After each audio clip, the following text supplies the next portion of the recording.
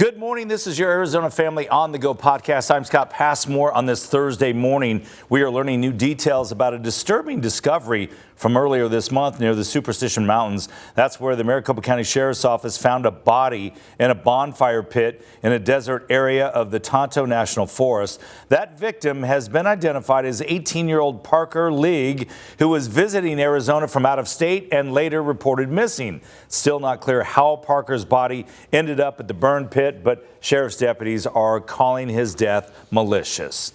Wildlife experts ran tests on that black bear that attacked and had killed a man outside of Prescott, and the results are in. They found no evidence the bear was sick or malnourished before the deadly attack last week on 66-year-old Stephen Jackson. It happened last week south of Prescott in the Groom Creek area.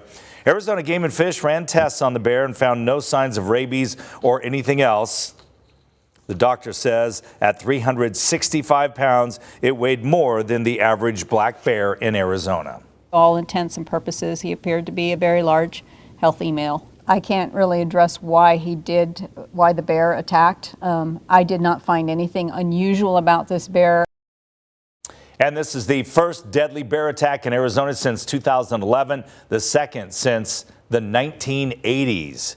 We have an update on that green algae that has the Forest Service telling people to stay out of Bartlett Lake for now. Officials with the Tonto National Forest had the algae tested, and they say the lab found the algae is toxic for people and pets. People are being advised to avoid contact with the water at Bartlett, so that means no swimming for people or dogs and no using the water to cook or clean if you're camping. The big question is, how long will that algae stick around? It's something the Forest Service can't answer, only saying their do not swim advisory will remain in effect until further notice. State lawmakers have ditched key parts of a bill to add oversight and address the spike in violence at the Arizona State Hospital. Over the last 6 years, there have been more than 500 assaults at the hospital, which cares for some of the sickest patients in our mental health system. Hospitals run by the Department of Health Services, but lawmakers have been considering changes to that structure. The former director of DHS says the hospital should be removed from DHS control to get better oversight. A few suicides, one homicide, some escapes. And then you have the Department of Health Services licensing team going out and saying, no deficiencies noted. I mean, that's just not right. And recently, lawmakers dropped their efforts to create a new governing board for the hospital, which means for now it will stay under DHS control. The governor says the original bill would have been an unfunded mandate that would have increased costs without achieving her goals. And the governor plans to allocate over $3 million in next year's budget to bolster security at the hospital. Well, there is a scam making the rounds in parts of the country, robbing people of their properties. The scammers are trying to sell land which they do not own. We know of 2 confirmed cases in Payson. Police say people are impersonating landowners, hoping to make a quick sale like a cash-only short sale and walk away with a huge profit. It's super scary that they're doing this, and not only can we be liable, that there's the title company that's involved in this, and then the poor owners of that property. And police say in both cases in Payson, the fake seller used an email address with an IP address from overseas. Meanwhile, we have good news for renters. For the first time in 3 years, the median rent price dropped in Arizona compared to last year. This report from rent.com, it shows the median rent in Phoenix Metro right now is about $2,100. That's down $150 from a year ago. Prices soared in 2021 and most of 22 by as much as 16% over those 2 years. Researchers say the increases were because of people flocking to Arizona during the pandemic. This is the typical seasonal trend that we see, is that prices peak in the summer. So this time they peaked in August, and they usually fall in the autumn and in the winter months. And while prices are down a little bit, they have gone up slightly since February around the valley. Researchers say they're going up at a normal rate. And with more new builds opening, there is more supply for people looking to rent, which helps lower the prices. Well, it's not the end of Arizona's water crisis, but authorities are encouraged by rising water levels at Lake Mead and Lake Powell. The water still might look low to a lot of visitors, but Lake Mead is 10 feet above the level it was at this time last year.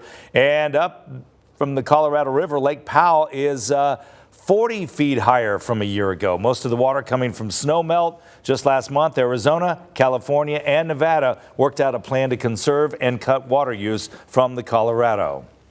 State leaders have a new plan to make Arizona more of a green state and make it cheaper for you to change out your old appliances. The state is tapping into federal money provided from the Inflation Reduction Act. Around $150 million will go to rebates for energy efficient improvements to homes. The governor says low and middle income families are eligible for $14,000 rebates for switching to more efficient appliances. She said the clean energy sector of the job market has major growth potential in Arizona. Here in Arizona, we are a national leader in creating the green jobs of the future. Nearly 60,000 Arizonans are working in the clean energy industry already, and that number is expected to grow dramatically because of the Inflation Reduction Act. They have not said when this will go into effect, but the federal funding will go to improvement to the state's electric grid. New photos this morning showing the firefight near the town of Tucson, the whole fire burning there right now. It was sparked by lightning back on June 4th and has grown to more than 1,000 acres. Crews say they've got a good handle on it right now. They're letting the fire burn through dry brush, but you might see smoke up in the area on both Highway 180 and the State Route 64. And crews are also letting the Wilbur fire take care of burning dry fire fuels. The 9,000-acre fire burning near the town of Clint's Well, but fire managers say it is ideal for managing with less aggressive tactics to minimize the risk of a worse wildfire in the future. No structures are threatened, but you might see smoke in Clint's Well and West Clear Creek. That's along SR 87 northeast of Pine. The lightning-caused fire is 41% contained. And near Tucson, crews have stopped forward progress on the Ventana fire. This one's burning up in the Catalina Mountains north of the city near the Skyline Country Club. The fire is about 133 acres and 50% contained. Crews believe this one was also started by dry lightning. And then the Kelvin fire that has been burning near Kearney is now 100% contained. It started Sunday night, and forest officials say heavy winds pushed the fire towards the Ray mine. Officials say it burned 275 acres, and they're still trying to figure out how that one started. And each summer we see massive power outages from monsoon storms. Utility crews are out in dangerous elements trying to restore electricity. The safety gear used in the field can be the difference between life and death.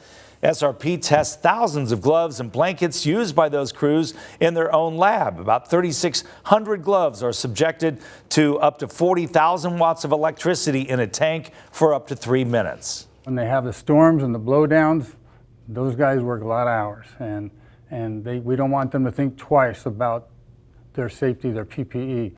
It feels good, but like I say, you gotta think that way, and you gotta stay on your A game every minute that you're in here doing something. They've been testing equipment at this facility since 1975, and we're told that SRP had the electrical incidents in the last decade reported to OSHA, but it was user error, not because of faulty equipment. And with your AC turned all the way up to combat the heat, your electric bill could get real expensive this summer, but APS has some ways to save. I don't know if you realize this or not, but for every 1 degree you raise your thermostat, you can save 2 to 3% on energy cooling costs. Installing a smart thermostat can also help you save some cash. So APS offers a $30 incentive if you get one. You can also get up to $85 in bill credits the first year. Other tips: use ceiling fans and switch to LED bulbs, which use 90% less energy. For a look at your weather on this Thursday, here's April. I'm meteorologist April Warnicki with your first alert forecast. Sunny and breezy conditions are expected across Arizona today. Look for 10 to 15 mile-per-hour winds in the valley out of the southwest and an afternoon high of 105 degrees. Temperatures will hover slightly below normal between about 100 and 104 for afternoon highs both Friday and Saturday before a big warm-up arrives Sunday and stretches into early next week. As high pressure builds over our region, afternoon temperatures climb to their highest levels so far this year, near 110 on Sunday and 112 degrees on Monday. Monday is a first alert weather day in the valley for extreme heat.